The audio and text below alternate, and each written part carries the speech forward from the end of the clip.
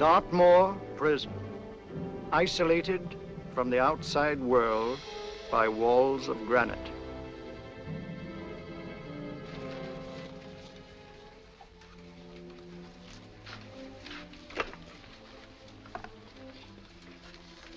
They say you could get out of here by merely telling what you know.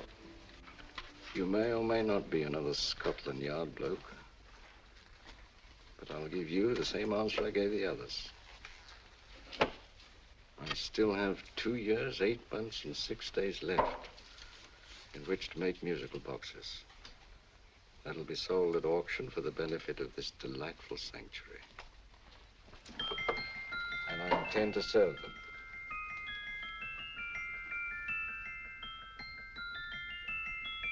Move along.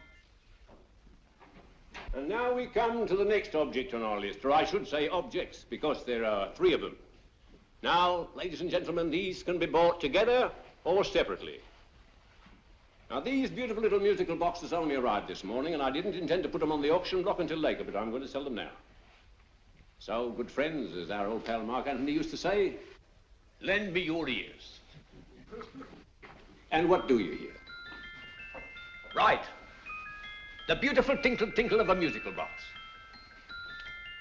What a lovely trinket. What a beautiful gift. Created and made by loving hands. A thing of beauty and utility. I was going to start with £5. It's a bargain, £5. Do I see any hands? If there's a connoisseur in the house, will go £3 for it. £2. £1. 10 shillings. Thank you, sir. Ladies and gentlemen, 10 shillings is offered for a musical box you couldn't buy anywhere in London for less than £5. It'd be stealing to let it go for 10 shillings. Like taking milk from a baby. All right, we're selling for 10 shillings. 10 shillings, 10 shillings is offered, 10 shillings is offered, 10 shillings is offered. And anybody give me £1? Want to give me £1? Oh, won't someone give me £1? A pound, £1 is offered, £1 is offered, ladies and gentlemen, £1 is offered. It's against you, sir. Will you go to £2? We go to £2, sir. £2. £2 is offered. £2 is offered. Going once, twice, third and the last call. Sold to the gentleman for £2. Sorry, my dear. Now, ladies and gentlemen, comes the opportunity to purchase an exact duplicate of the beautiful little musical box just bought by this gentleman for the ridiculous low price of £2. Oh, it's exactly the same. Exactly the same. Made with the same hands. You hear that? Isn't that lovely? That tinkle, tinkle, tinkle, tinkle. Sounds like Bow Bells to me, you know, with little angels pulling on the ropes, eh? Who'll give me £2 for it? Who's starting with £2? Will anybody start with £2? Oh, come, ladies and gentlemen. You know, from your enthusiasm, we might all be in Scotland instead of London. Please buy it for me, Daddy. £2, certainly not. We all might be in Scotland. Besides, I don't like his manner. £1, 10 shillings. £1. £1 is ours. £1 is offered. £1 is offered. Going £1. Any advance? Going once, going twice, the third and the last call. Sold to the lady for £1. Smart bidding, my dear. Thank you. We come to the third and last of these beautiful little musical boxes. Exactly the same. Tinkle, tinkle. Isn't that lovely? Ladies and gentlemen, I don't bring you here to gull you and swindle you. This is the exact replica of those 2 I just sold before.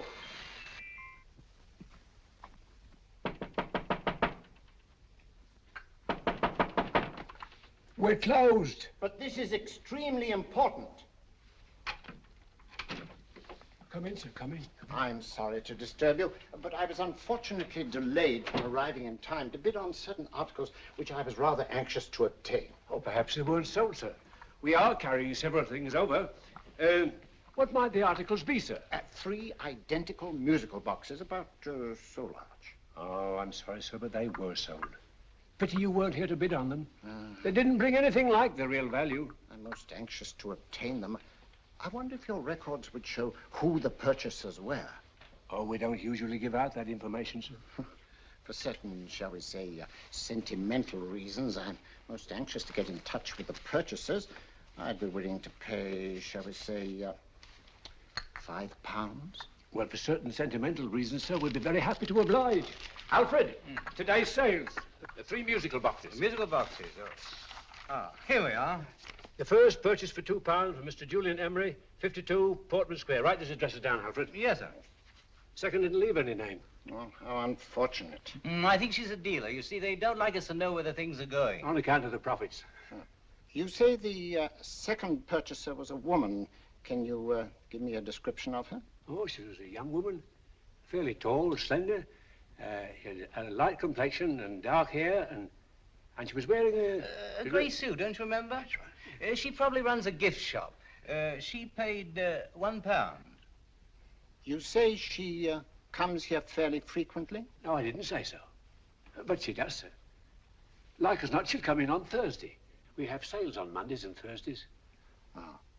And the third box? The third? Oh, Mr. William Kilgore, 143B Hampton Way. For 10 shillings. Quite a drop from £2. Mr. Kilgore was a Scotchman. Oh. Thank you. You've been most helpful. Oh, thank you, sir. And any time you're passing, drop in. We always have lovely things for sale. Our card, sir? Thank you. I'll be back Thursday.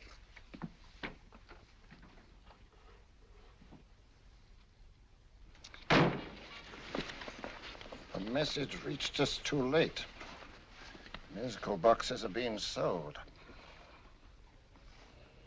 Well, let's get out of here.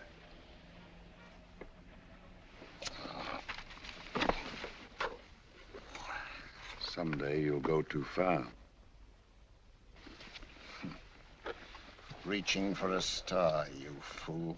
Yet a fool may touch a star, Colonel Cavanaugh, if he but reach high enough. But not possess it as you would. The musical boxes, they've been sold. What a pity for you, my dear Colonel. Is it my fault that the message reached us only an hour ago? Is it my fault that they were sold? You can't hold me responsible for that. Hope for your sake you're right.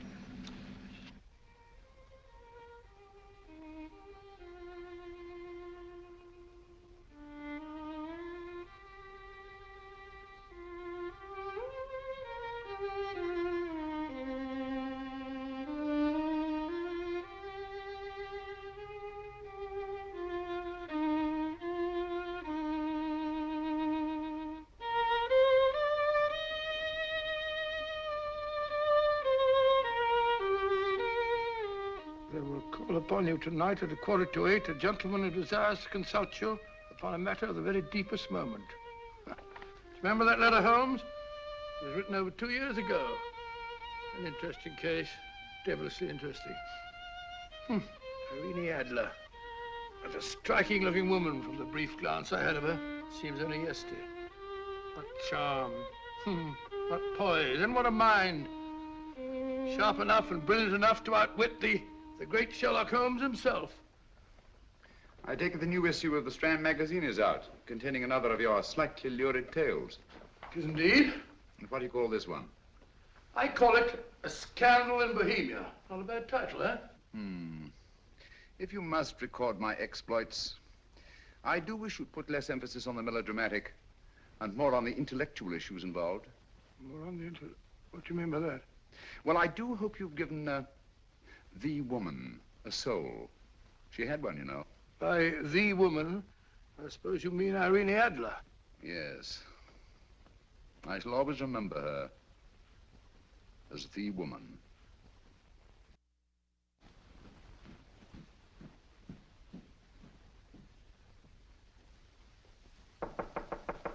Come in. I think. That's him, old boy. How are you? How are you, old boy? I haven't seen you for years. I want you to meet my old friend Sherlock Holmes. Holmes, this is Stinky. In other words, Julian Emery. How do you do, Mr. Emery? Watson has often spoken of you. Oh, has he? Yes, we were at school together. Yes, more years ago than I care to remember, but you didn't come in here just to remind me of that. No, I just happened to be in the neighborhood and saw your lights burning, so I took the liberty of looking you up. Still writing your mystery stuff? Yes, there's a new one out this week. Good, I never miss them. Oh, good, thanks. I say that bandage makes you look very interesting. Still poking your nose into other people's business as usual? Who hit you? I haven't the foggiest notion. Somebody knocked me on the head in my own living room, and then proceeded to commit the most idiotic burglary you ever heard of. Fellow must have been balmy as a coot. Balmy? Why? Come sit down, old boy. Would you like a cup of tea? Huh? Oh, all right. I'll go and tell Mrs. Hudson about it. Yeah. Why do you say the robbery was idiotic, Mr. Emery? Oh, simply from the fact that with about £5,000 worth of musical boxes in my living room, the thief, who I caught in the act, made off with one that isn't even worth £5. I gather you're a collector of musical boxes. Yes, I am indeed. Some of them are very beautiful, but not the one that was stolen. The thief evidently grabbed the first thing that came to his hand when he heard me coming into the room. Still, it's rather odd, isn't it, that having disposed of you, he didn't pick up something more valuable. Mm-hmm. Was there anything unusual about the stolen box? No, nothing at all. No, I picked it up in the south of France, several years ago. You say you have many valuable music boxes, and yet the thief made off with one that isn't worth £5. Sounds like rather an intriguing little problem. Yes, well, I take it that he was just an ordinary petty thief and didn't know the value.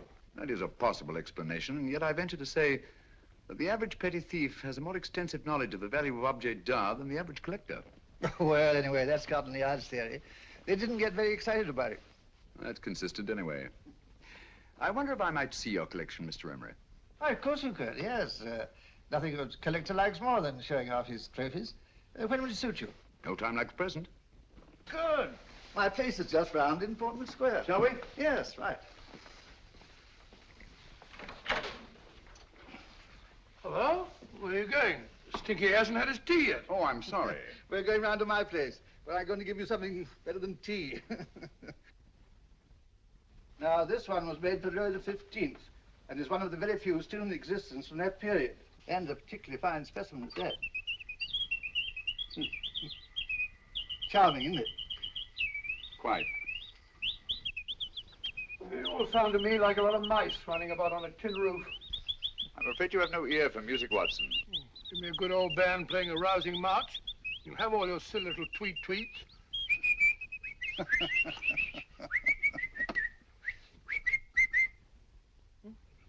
Another one.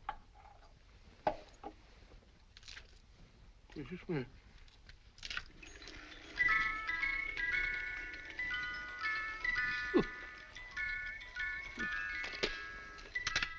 Stupid thing. Singing rabbit. What would you say offhand is the value of a box like that, Mr. Emery? Well, it's hard to say offhand, but I think we'll bring about £500 or £600 today. It's the gem of my collection. Yet a thief who steals an oddity like a musical box passes up one worth £500 for one of almost no value at all. Odd. Very odd. What was the stolen box like, Mr. Emery? Oh, just a plain wooden box about so big. Mm-hmm. As a matter of fact, I have one over here almost exactly like it. I picked this up yesterday at an auction room in Knightsbridge. Paid only £2 for it. Of course, I wouldn't in the ordinary way add one like this to my collection, but the tune intrigued me. I'd never heard it before.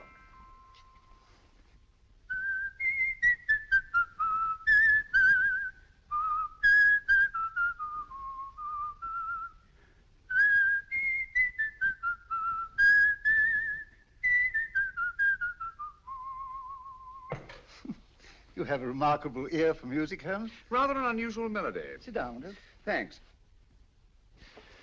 You say you bought that box at an auction sale yesterday? Yes, the Gaylord auction rooms in Knightsbridge. Mm-hmm. Run by old, what's his name? Crabtree. That's the man. At what time was the robbery committed? Oh, about 3 o'clock this morning. You know, Mr. Emery, that box and the robbery might well be cause and effect, especially since you say that the stolen box outwardly resembles this one a great deal.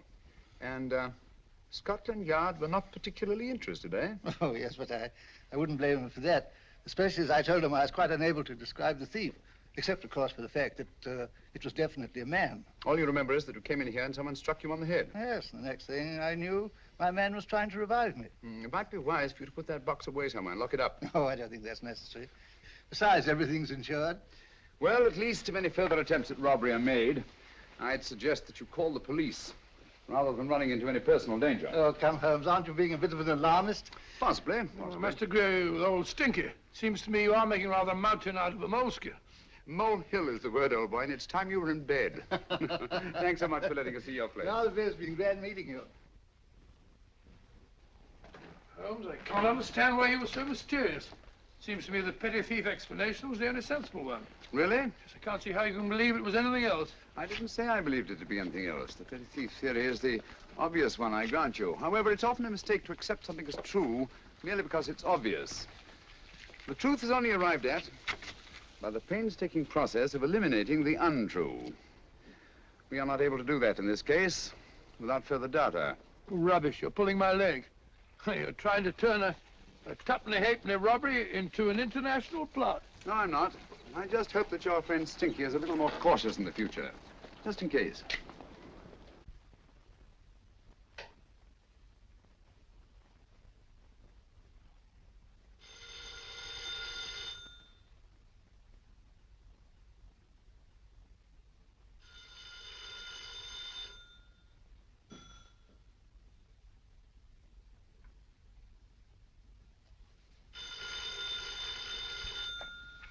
Hello?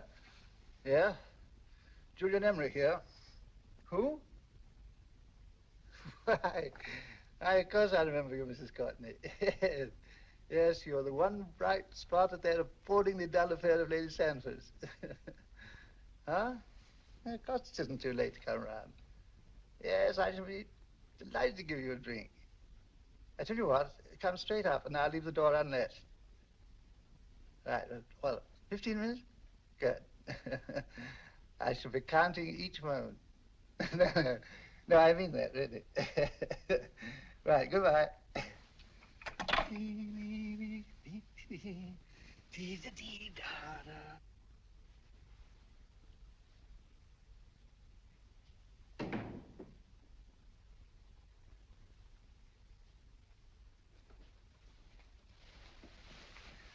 Boo!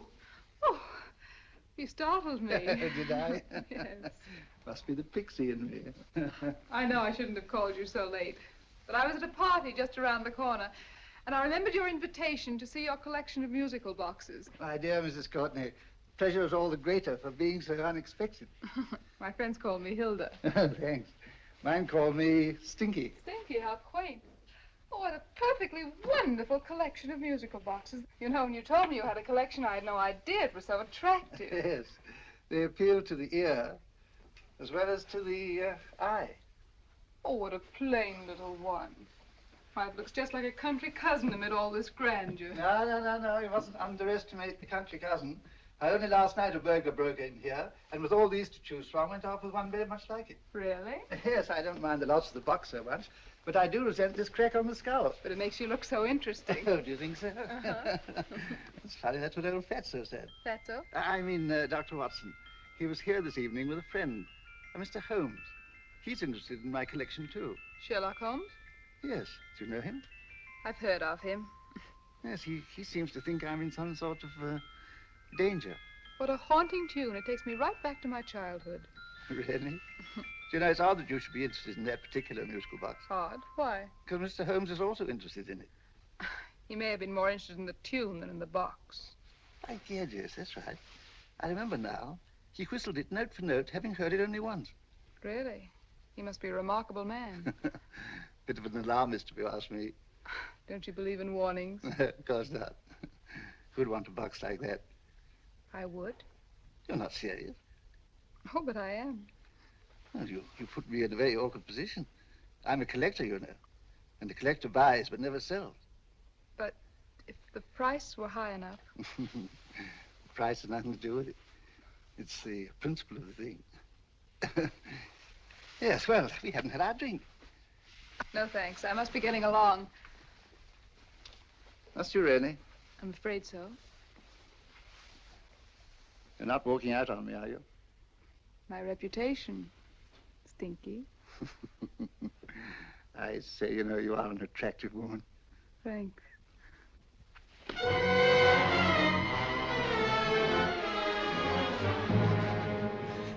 You fool. I told you to wait outside. What did you have to kill him for? All I had to do was walk out with this. He held you in his arms. Don't touch him. Don't touch anything. Now get out. I'm sorry. You're sorry. What about me? This is murder. What about Scotland Yard? What about Sherlock Holmes? Now get out!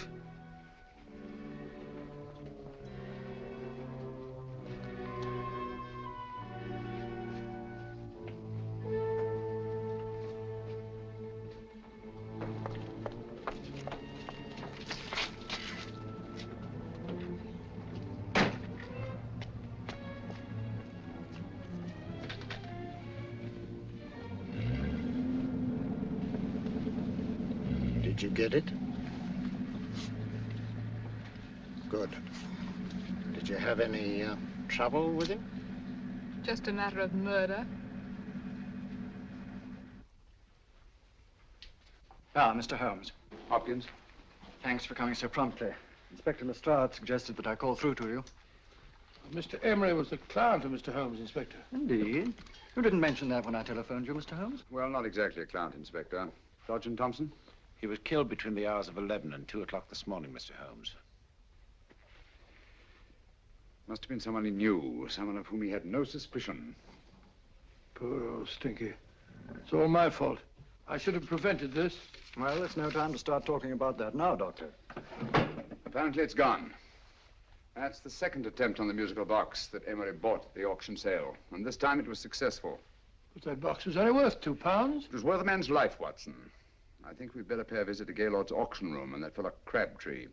Inspector, may I suggest that you make a complete search of this flat for a small, plain, musical box about that size. Thank you. Come on, Watson. You say the first box went to Mr. Julian Emery. The second to Mr. Kilgore, 143B Hampton Way. And the third to the unidentified young lady who presumably has a shop and lives near Golders Green. That's right, Mr. Holmes. Isn't it rather strange, Mr. Crabtree, that you should have had 3 identical musical boxes all playing the same tune? Where'd they come from? Dartmoor Prison. Dartmoor? Yeah, we get a regular shipment from there every month.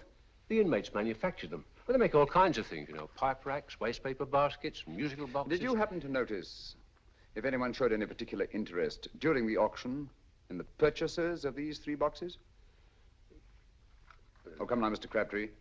This is very literally a matter of life and death. Well, since you put it that way, Mr. Holmes, there was a gentleman came in here about an hour after closing time, and he was in an awful state, he was.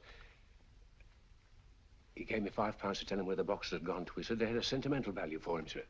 Expensive sentiment.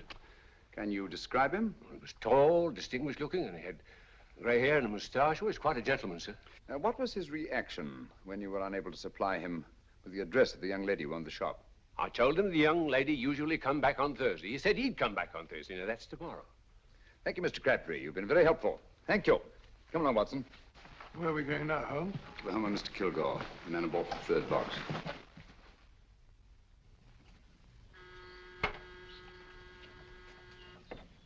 But hang it all, Holmes, how do you know those other 2 musical boxes are of any importance? I don't, but I certainly have no intention of waiting until the owners are murdered to find out. No one at home. I hope that's the explanation. I'll have a look through this window.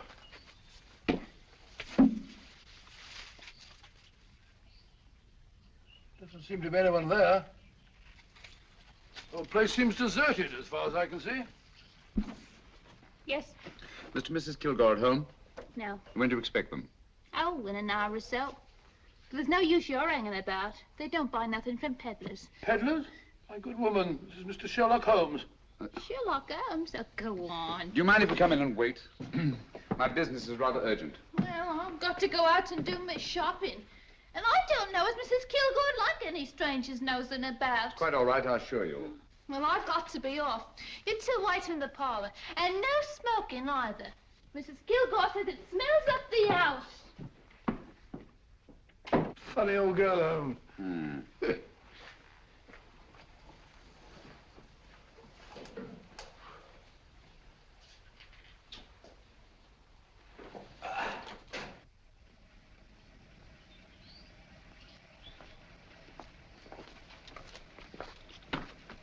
Park Lane. Park Lane? And what would the likes of you be doing in Park Lane? Now, don't worry about the fare, Ducky. If you knows how to get to Park Lane, up it.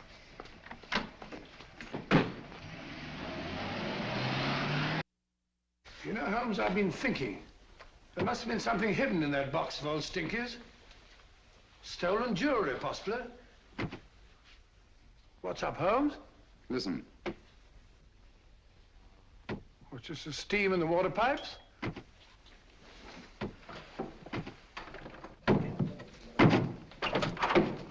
Watson! Great Scott! Come on, Holmes. Get on the chair here. It's all right, my dear. There. Now, don't worry. It's all over. There you are, dear. Don't cry anymore. She tied me up and shut me in the cupboard. I know. She won't come back. Did you show her your new musical box? Yes, she said she wanted to hear it play, and as soon as I showed it to her, she grabbed hold of No, I me. know. Now, don't worry. We'll buy you a new musical box. Yes, my dear, the best one in London. Watson. Oh, what a fool I've been. What do you mean, Holmes? She took the musical box out of this house in that market basket, right under our very noses. Why could the Kilgore charwoman want to take the music box? She isn't the Kilgore charwoman. She's a consummate actress. An extremely clever, unscrupulous woman who will stop at nothing. Take care of the child, will you, Wolfella, till our parents get back. Explain everything to them. Of course I will. But, Holmes, where are you going? Somewhere, somehow, I must get to the young lady who bought that third musical box before our opponents find her. I only hope that I won't be too late. Oh, no. No, darling, you mustn't cry anymore. Now, cheer up. Would you like to hear old Uncle make a noise like a duck?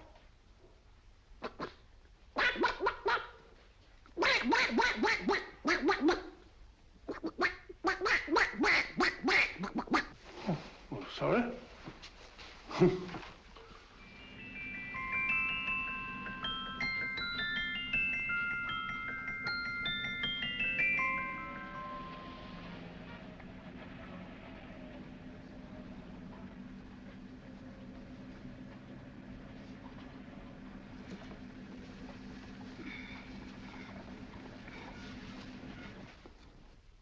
And now, ladies and gentlemen, how much am I offered for this beautiful lace Dresden china figurine?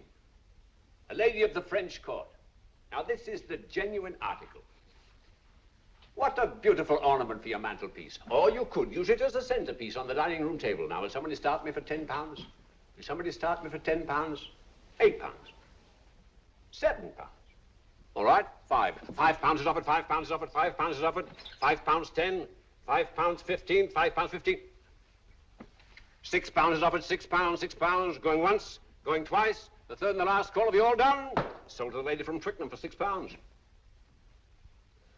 Next, we have a real museum piece, ladies and gentlemen. A fine 19th century doll.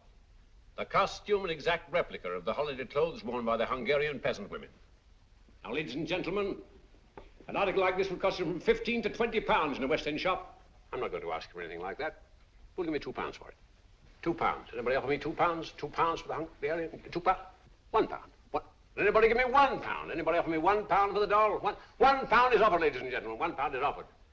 Now, I'm not going to waste your valuable time or mine in trying to get one half of what this beautiful doll is worth. If the young lady can steal it for £1, that's her good fortune. So it's going once, it's going twice, the third and last call. Any more? Sold to the young lady for £1. And now, ladies and gentlemen, may I draw your attention to something which may be a great surprise to you, worthy of any collection. The only other one like it is in the British Museum. It's a Ming vase of the 7th dynasty. This vase lay in a large collection somewhere outside Rome for over 2 centuries, I understand. It was discovered there by the noted antiquarian, Sir Andrew Coppleston. Now, some of you may remember Sir Andrew Coppleston. Besides being a noted traveler and antiquarian, he's also a gentleman rider.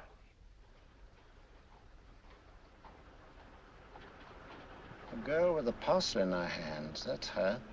Are you sure that's the girl? Well, she fits perfectly the auctioneer's description. Follow her, Hamid.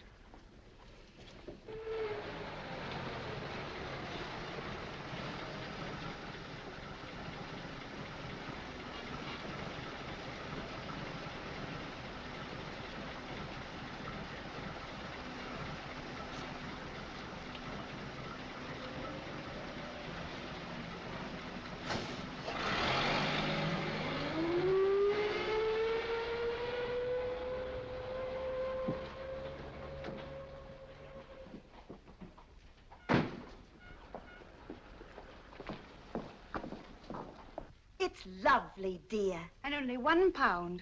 We can get at least 3 for it. Easily. I'll go make some tea. I could do with a cup. Right.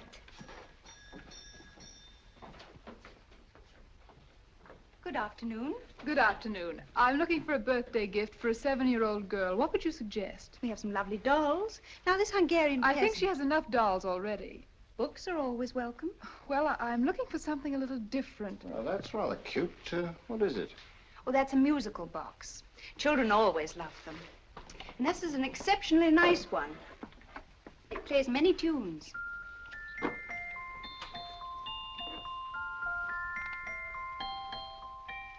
Have you any others? Yes, if you'll just step this way. I have only 2 left.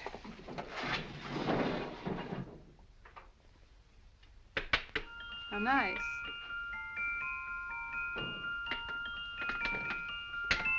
Are you sure this is all you have? I'm sorry. They're rather hard to find, you know. That's our entire allotment. I did have one other, but I sold it earlier this afternoon. But it was only a plain wooden one. It wouldn't have been a very nice gift for a child. Really? Do you happen to know who the purchaser was? Why, yes. He left his card, just in case anyone should inquire for him.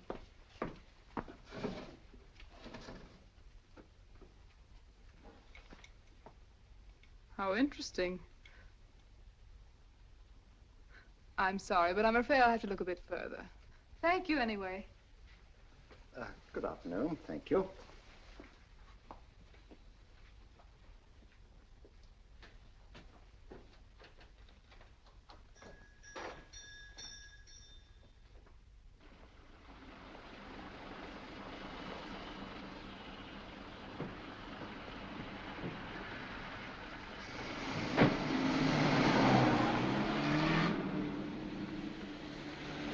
Heavy!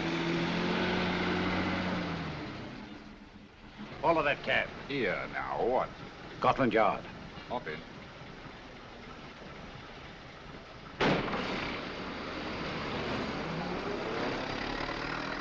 Sherlock Holmes. I might have known. We thought we were the hunters, instead of which we're the hunted. We've been fools. We played right into his hands. Of course. He's had us followed. Don't look. The man in front of the toy shop. Hamid, turn sharp right at the next corner and again at the next.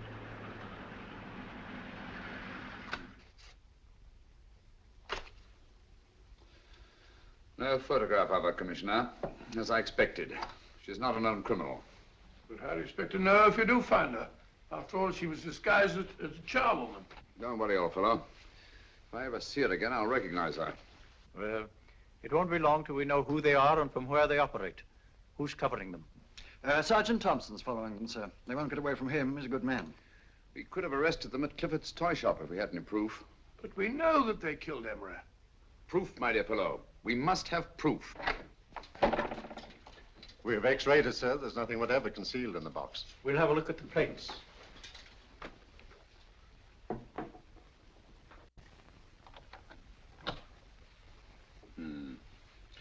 There must be some clue.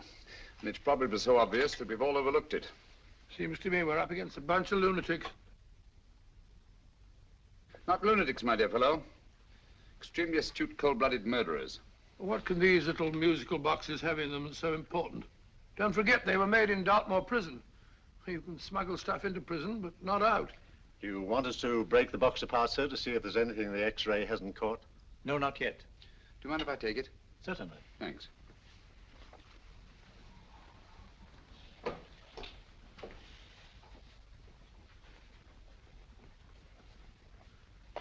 The governor of Dartmoor Prison informed us, sir, in answer to Mr. Holmes' question, that all 3 musical boxes were made by the same convict, John Davidson, serving a 7-year term, sir. Davidson? The Bank of England plates. That'll be all. Yes, sir.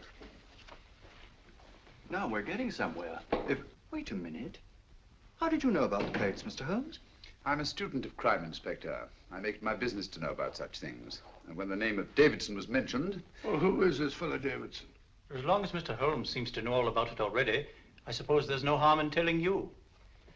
2 years ago in London, there occurred a robbery of such tremendous importance, although the stolen articles themselves have no intrinsic value whatsoever, that the Home Secretary was instrumental in seeing that not a word of it appeared in any newspaper. But you never told me anything about this, Holmes. You were away at the time. Articles of no intrinsic value and yet of such importance? I don't understand. Davidson was apprehended within 15 minutes of committing the theft. But by that time, he'd hidden the articles in question and they've yet to be found. Before going further, Dr. Watson, I must inform you that this matter's not to be mentioned outside of this room. Of course not. Do I look like a man who'd gossip? Let's not go into that now, old fellow, shall we? Davidson had been employed for years in a position of extreme trust by the engravings department of the Bank of England.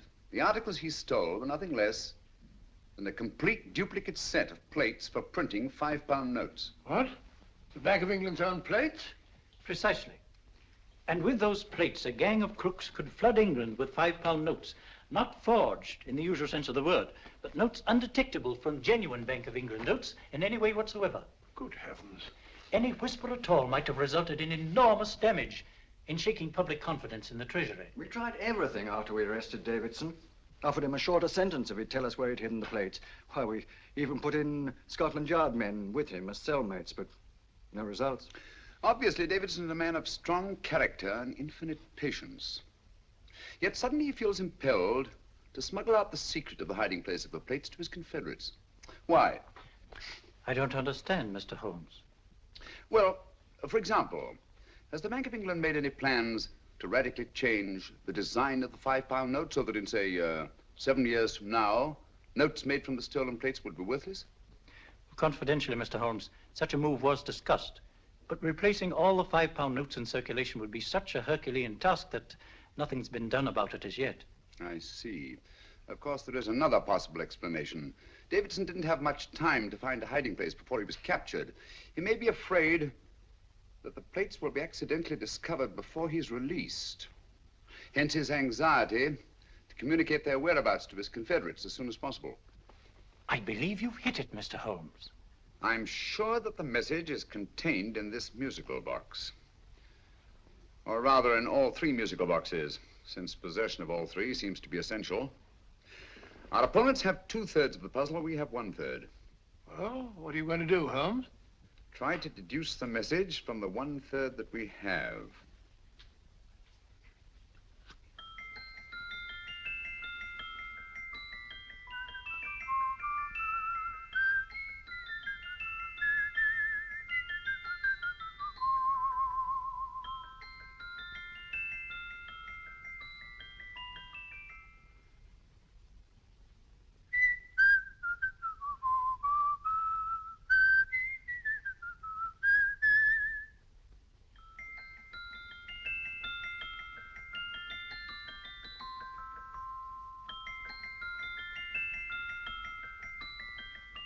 It's the same tune as the one played by Emery's musical box. And yet it's different. Sounds the same to me. The tune. Somehow the tune is the key to the mystery. It must be the tune. Otherwise, why use 3 musical boxes to convey the message? Why not collar boxes or shoe boxes? Yes? It's for you, Inspector. Oh, thank you, sir. Inspector Hopkins speaking.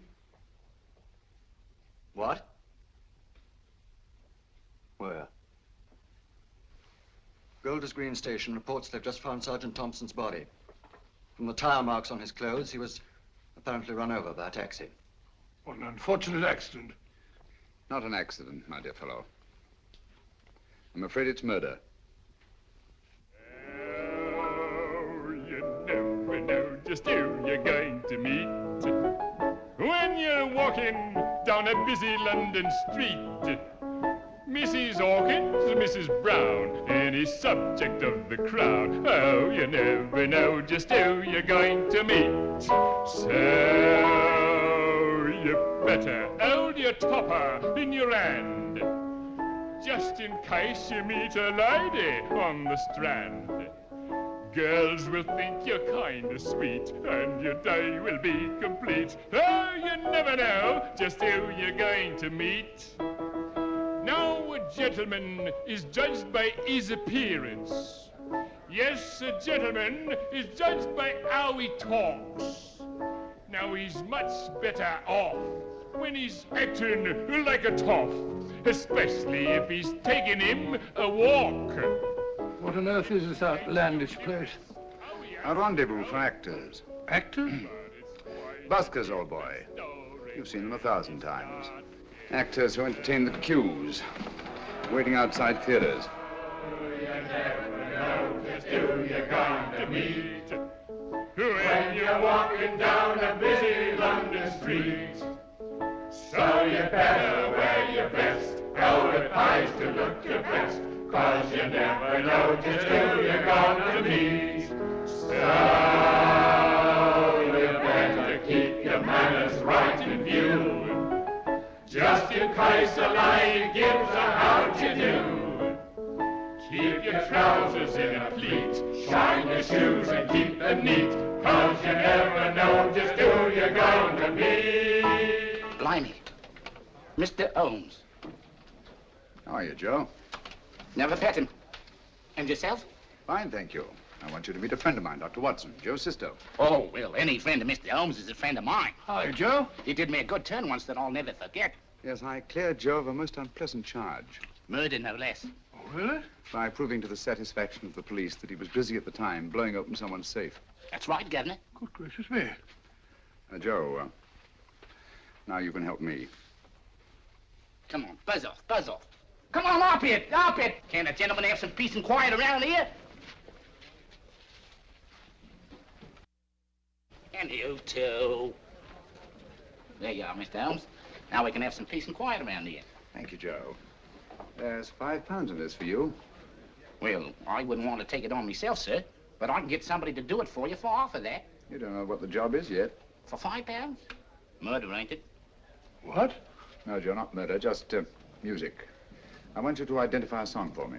Oh, there ain't a song that's been written that I don't know. That's why I came to you. Of course, the violin is more my instrument, but, oh, well, here we go. Now, listen to this, Joe.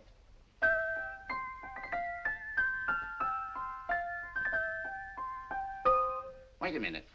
You're playing that wrong. That should be E natural, not E flat. You know the song? Oh, yes. It's an old Australian song called, The Swag Man. But you're playing it all wrong. That's what I hoped you'd say. Now, listen again, Joe.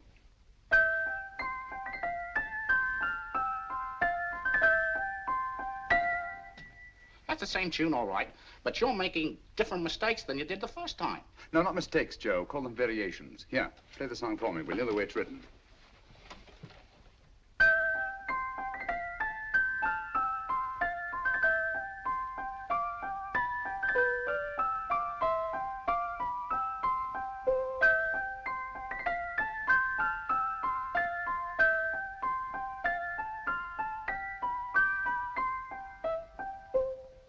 There you are. Thank you, Joe. What's it mean, Holmes? Are you onto something? Perhaps. I don't know yet. It's probably a code of some sort. Joe, could you write the song down for me, the way it was originally written? Oh, sure, Mr. Holmes. But it'll take a few minutes. Here, Mabel. Pale ale. Come on, up to it. Along with it.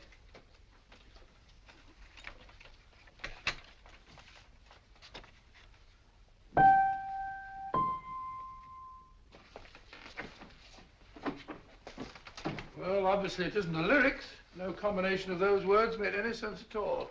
The variations in the way Emery's musical box played the tune are different from the variations in the one we have. You sure? Quite. You see, I took the trouble to memorize the tune as played by Emery's box that night we were with him in his flat. Holmes, you amaze me. Elementary, my dear fellow. One of the first principles in solving crime is never to disregard anything, no matter how trivial. But why were 3 boxes? Why not 1? Because the message was obviously too long to be conveyed by any one variation. Then there's the 3rd box, the one that woman took from the Kilgores. That contains yet another set of variations. Yes, well, it's all beyond me. Well, all we have to do now is to find the secret of the variations. Not a very easy problem to solve, my dear fellow.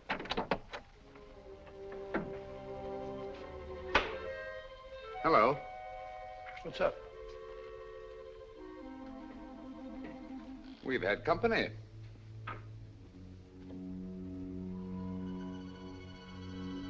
I say, this is outrageous. Ask Mrs. Hudson to come in here, will you?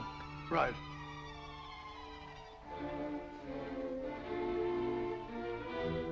Hudson? Yes?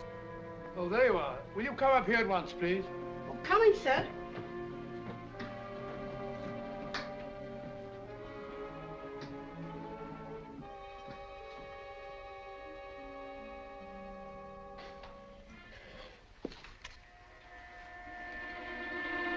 Mercy me, Mr. Holmes. What has happened? Who called while we were out, Mrs. Hudson? Just a young lady. The one who said you wanted her to wait for you. And a nice-looking old gentleman with Our her. friends again, Watson. Friends? What did the young lady look like? Oh, I couldn't see her face. She had a heavy black veil on.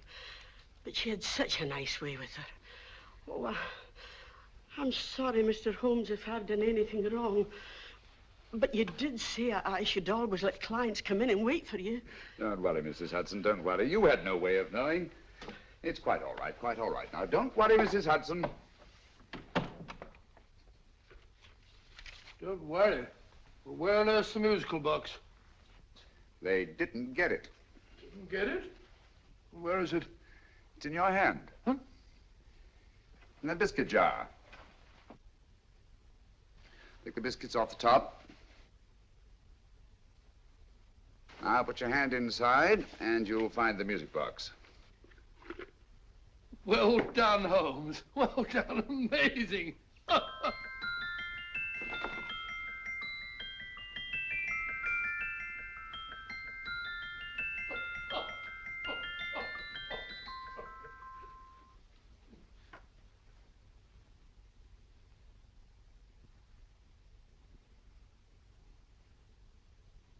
Phew. Nice fresh smell. Like a pub after closing time.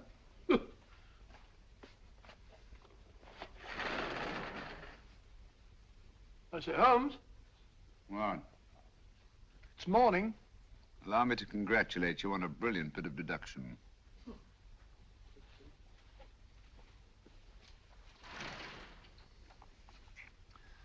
It's not a transposition, not a polygraph transposition, not a trigraph, nor any known form of decoding. How about the Morse code? Have you tried that? Yes, at about 3 o'clock this morning. I'm sorry, old man. I was only trying to help.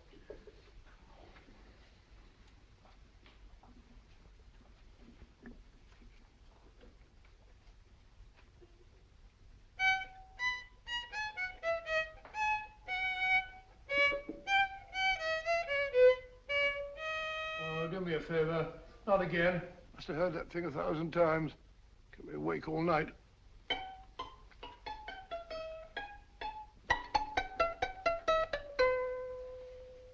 Not a very distinguished composition, I grant you.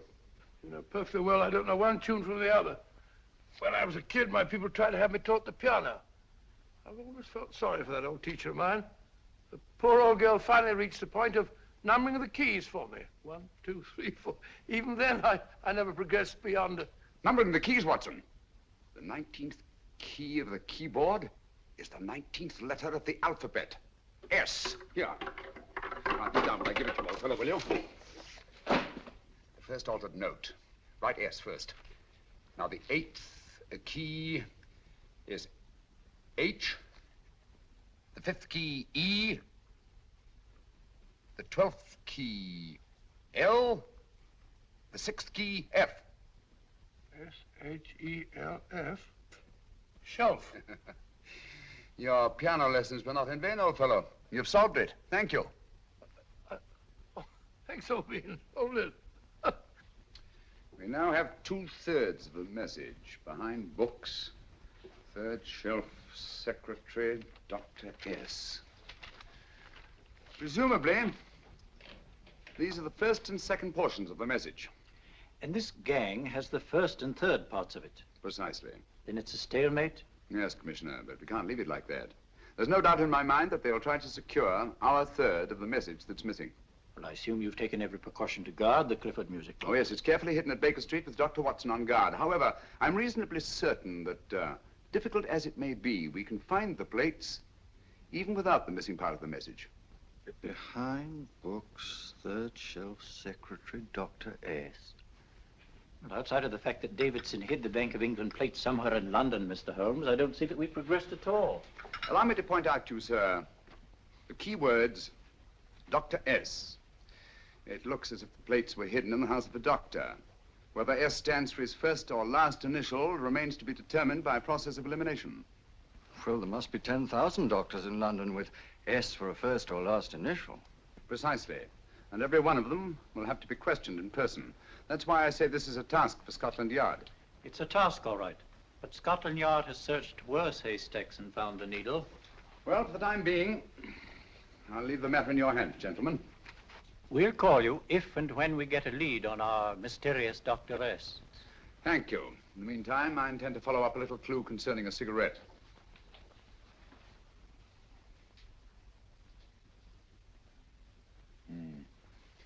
You're certain of the identification of the tobacco? Absolutely. I have made up this special blend for only 3 customers. It is almost pure Egyptian, with admixture of latakia for added body, and a pinch of perique. Merely a whisper, as one might say, for elusive fragrance. Yes. And the 3 customers? Major Wilson in Bombay, India. Mrs. Catherine Leamington Smith in Ireland. Yes, and the 3rd? Mrs. Hilda Courtney of Park Mansions, Bryanston Square. Thank you. Thank you very much. You've been most helpful. It is a pleasure to have been of service, Mr. Holmes.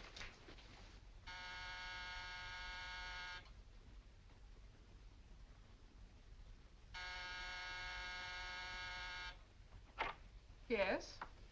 Mrs. Courtney? Yes. My name is Sherlock Holmes. Oh, do come in. Thank you. I've heard of you, of course, Mr. Holmes. I believe we have a mutual friend in Sir Edward Brookdale. He's spoken to me of you quite often. Indeed. And to what good fortune am I indebted for this visit? I think you know Mrs. Courtney. Well, I did get a summons for speeding last week. But outside of that, I don't think I'm of any interest to the police. Oh, come now, Mrs. Courtney. You seem to forget that you and I have met before. I'm sorry. I'm sure I would have remembered meeting the great Sherlock Holmes. Please sit down. Thank you. You say we met before. Yes. At the home of Mr. and Mrs. Kilgore, 143B Hampton Road. Kilgore? I don't think I know anyone of that name. Well, I didn't say you knew them. As a matter of fact, you called on them when they were out. I don't understand, Mr. Holmes. Really? And you were dressed rather differently. Indeed. Cigarette? Thank you.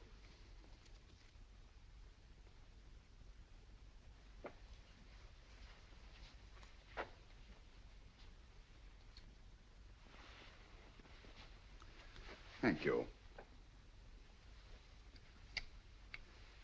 You know, Mrs. Courtney, people generally forget, in assuming a disguise, that the shape of the ear is an almost infallible means of recognition and identification to the trained eye.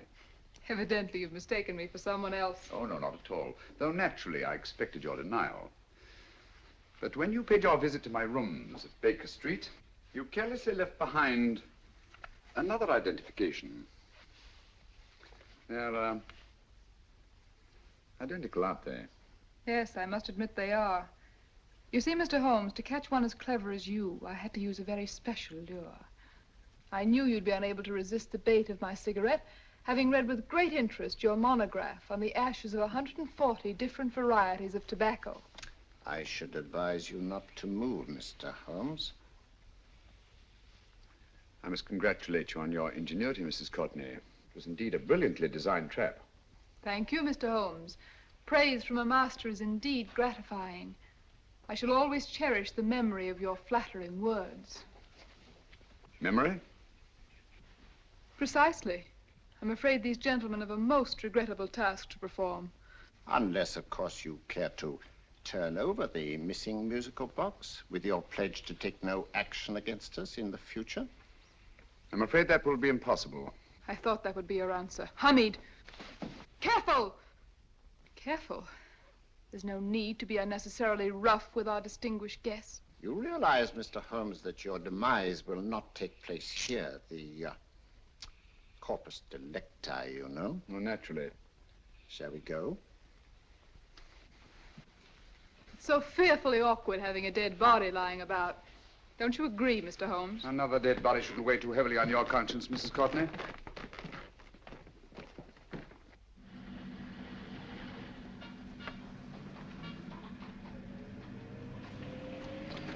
You mind if I have a cigarette? Don't see why not.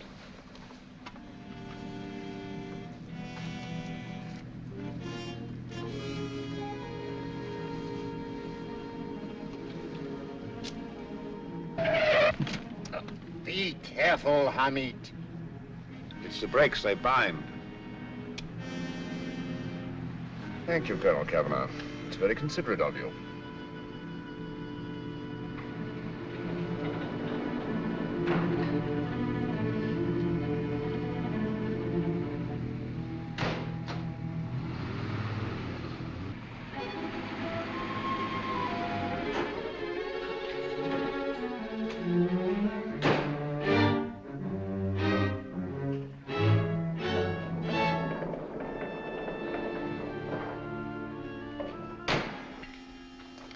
You'll be happy to know, Mr. Holmes, that your death will be a painless one. Hamid, attach this to the motor of the taxi. That little attachment, my dear Mr. Holmes, contains the deadly fluid known as monosulfide. The Germans use it with gratifying results in removing their undesirables.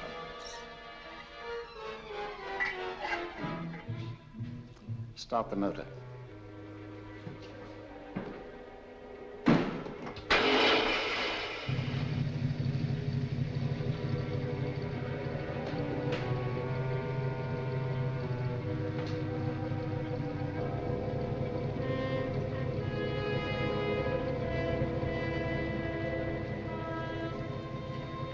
Tape his mouth.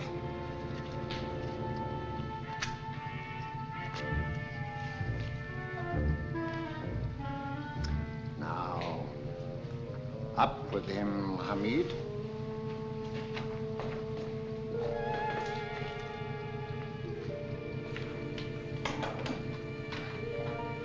You find yourself like Muhammad's coffin, Mr. Holmes, suspended between heaven and earth.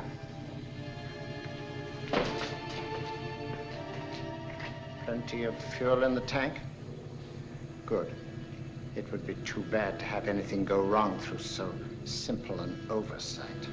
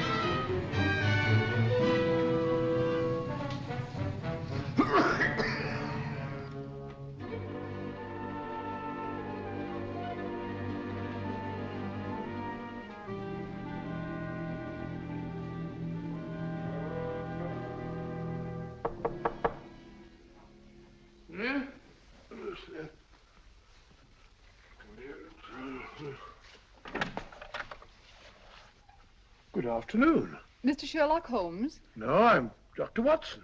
Oh, of course, Dr. Watson. How stupid of me. Oh, so this is stupid of me. Won't you come in? Well, I really came to see Mr. Holmes. Oh, I'm afraid he's out. I don't know when he'll be back. Perhaps there's something I can do. Won't you sit down? Thank you. You know, Sherlock Holmes and I have been engaged on a great many cases. Oh, really? Yes, indeed. As a matter of fact, this very moment, we're involved in one of the most baffling... Oh, well, won't you tell me your trouble? I may be able to help you. That's very kind of you, Dr. Watson. Perhaps if I wouldn't be imposing too much. Imposing? Oh, there's no imposition. No imposition at all. A pleasure, I assure you. Now, tell me all about it, Miss Williams. Mrs. Williams. I live in Surrey, Dr. Watson, and I've come up to London in sheer desperation. My only sister has disappeared, and the local police seem utterly unable to find her. Well, Holmes and I solved a case exactly like that once. Very interesting as far as I remember. I call it the adventure of the solitary cyclist. Oh, sorry. Now I come to think of it, it wasn't so very similar. Entirely different. I don't think what I was saying. Where were we? She's only 17, Dr. Watson, and until she disappeared last Thursday, she seemed to be in the best of spirits. Possibly a romantic entanglement? Oh, no, nothing of the sort. She left no note, didn't even pack a bag, no explanation. She just started to walk to the village from our house in broad daylight and simply vanished from the face of the earth. Oh, there. Might I have a glass of water? Please, glass of water. Have one in 1 minute.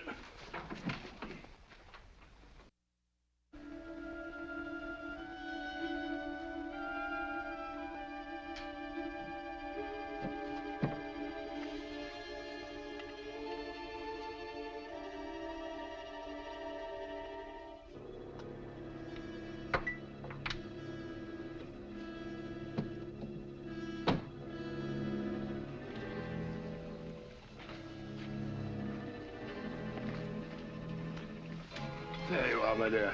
Thank you, Dr. Watson. No, you're not to cry anymore. You must pull yourself together. Oh, I feel much better already knowing that you're going to help me. Oh, Dr. Watson, look! Good heavens! Oh. Get through the fire brigade, quickly!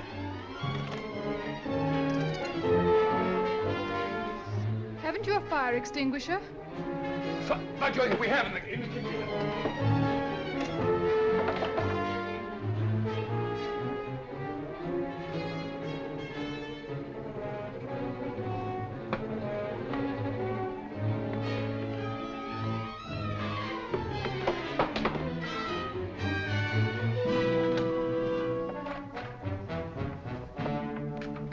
Don't you worry, Miss Williams. We'll have this thing out in no time.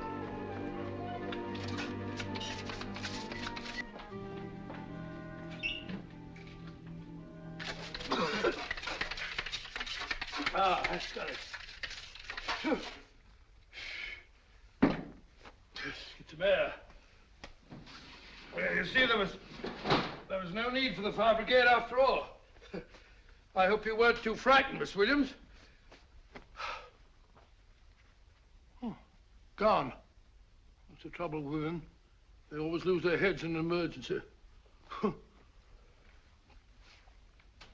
Well...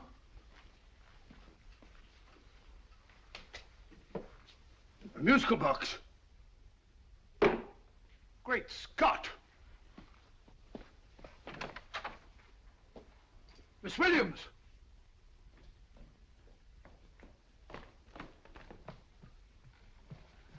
Well? Good. And Holmes? By now, Mr. Holmes has no doubt exchanged his violin for a harp. Always assuming that heaven is his destination. Yeah. And now that we have the missing musical box.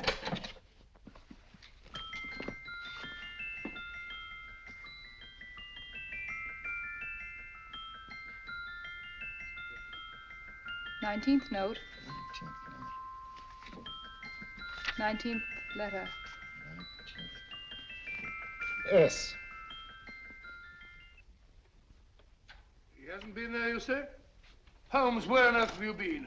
I've been trying to get you at the club, at Scotland Yard, all over London. You were looking for me in the wrong places. Holmes, terrible things happened. I've been duped. That woman, she made a complete fool of me. Well, what do you mean? Well, she came here, let off a smoke bomb. I thought the whole place was on fire, and my first thought was to save the musical box. No need to say any more. She has the box. Yes. Don't blame yourself too much, old fellow. She is an extremely clever antagonist. Smoke bomb, you said? Well, you can console yourself with the thought that your charming friend is at least a reader of yours. What do you mean? If I remember correctly, you wrote about my little experiment with smoke and the cry of fire in a story you entitled A Scandal in Bohemia, which has just appeared in the Strand magazine. All right, old boy. Don't rub it in. Well, it may cheer you up to know that you made a fool of me, too. That cigarette stub was planted here for one express purpose. We're going to bandaging around this place. Bandaging? What's the matter, Holmes? You hurt? Explanations will have to wait until later. At the moment, we're faced with a problem which I fear is insurmountable. Come over here, old boy, will you? Right. Our opponents are in possession of all three parts of the code. And here are we, while the Bank of England plates pass into their possession. Cheer up, old fellow, cheer up. As Dr. Samuel Johnson once said, there's no problem the mind of man can set that the mind of man cannot solve. What's that, old fellow? I was just quoting Dr. Samuel Johnson. He said there is Thank no... you, Watson. Thank you. Leaving the front reception room, we come into the main hall, where Dr. Johnson was in the habit of passing through to have his meager meals in the dining room opposite, in company with his friend and biographer, James Boswell. We will now pass up the stairway, which remains in its natural wood finish, just as it was when the good doctor was here. The framed etching on the wall is believed to have been presented to Dr. Johnson by the distinguished painter, Sir Joshua Reynolds. I've been told here that that picture was given in by Mrs. Thrale, and it's definitely not a Reynolds. Is that important, my dear? Oh, I'm sorry. This way, ladies and gentlemen, please, this way. Move along, children, move along. The secretary's not on this floor. Patience, Hamid. I have a feeling My that... dear Colonel, with Sherlock Holmes out of the way, what could go wrong?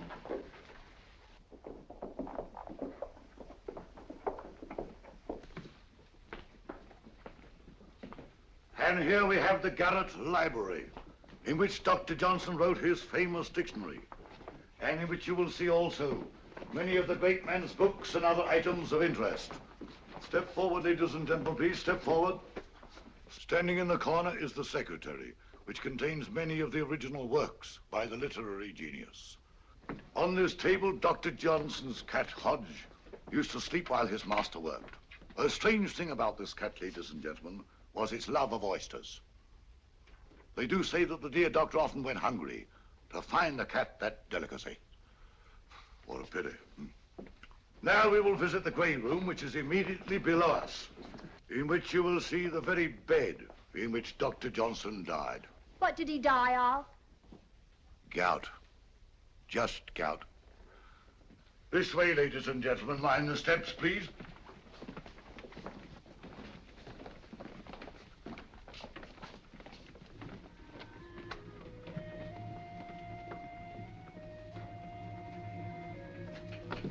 Your keys.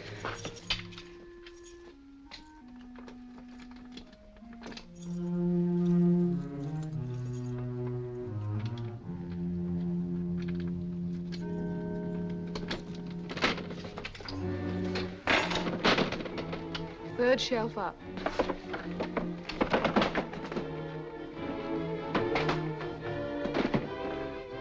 The knife.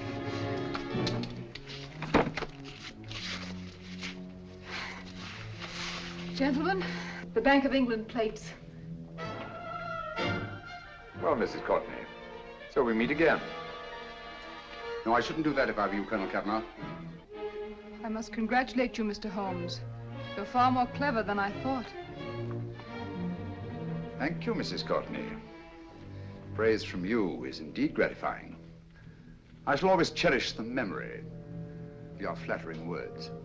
Memory? Oh, thank you. And now I have a most regrettable task to perform.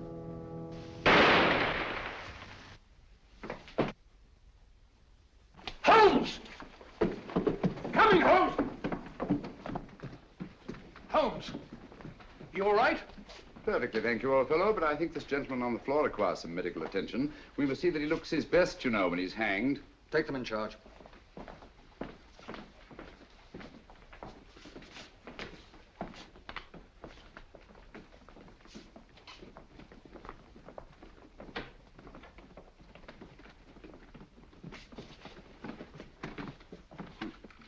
A brilliant antagonist. It's a pity her talents were so misdirected. Will you see that these plates are returned to the Bank of England, Inspector? I still don't understand how you solved it, Mr. Holmes. It's entirely due to Dr. Watson. He gave me the clue when he mentioned Dr. Samuel Johnson. Well, congratulations, Doctor. Oh, thank you, Inspector. I don't think I'd have done it entirely without Mr. Holmes's help, you know.